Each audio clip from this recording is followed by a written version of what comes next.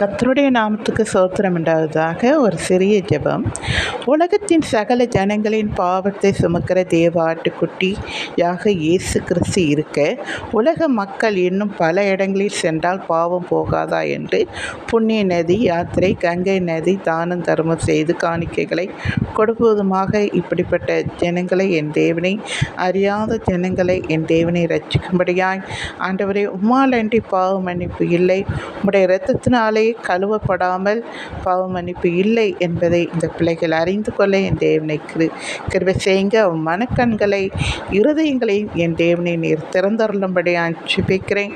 என் தேவனை அவர்கள் உண்மை அறிந்து கொள்ள அப்பா நீர் கிருபை செய்யும்படி ஜெபிக்கிறேன். எத்தனையோ ஜனங்கள் எப்படி இருக்காங்க, அவர்கள் உண்மை அறிந்து கொள்ள ஆண்டவரை நீர் எப்படியாவது ஒரு வழியை நீர் ஆயத்தப்படுத்தி இந்த பிள்ளைகள் உண்மை அறிந்து கொள்ளும்படியாக இயேசு கிறிஸ்து யார், அவர் எதற்காக இந்த உலகத்துக்கு வந்தார், யாருக்காக வந்தார் என்பதை அவர்கள் தெரிந்து கொள்ளவும் ஆண்டவரை கர்த்தாவை உலகத்தின் பாவத்தை எல்லாம் சுமந்து தீர்ப்பதற்காகவே நீர் வந்தீர்.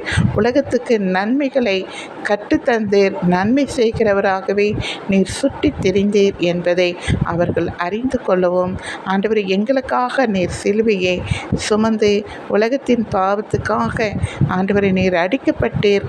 அப்பா, எந்த பாவம் அறியாத நீர் எங்களுக்காக பாவமாவி சிலுவையில் அறையப்பட்டு மரித்து 3ஆம் நாள் உயிரோடு எழும்பினீர் என்பதை அவர்களுக்கு எப்படியாவது ஆண்டவரை அவர்கள் இருதயங்கள் உணரத்தக்க ஆண்டவரை நீர் கிருபை செய்யும்படி ஜெபிக்கிறேன்.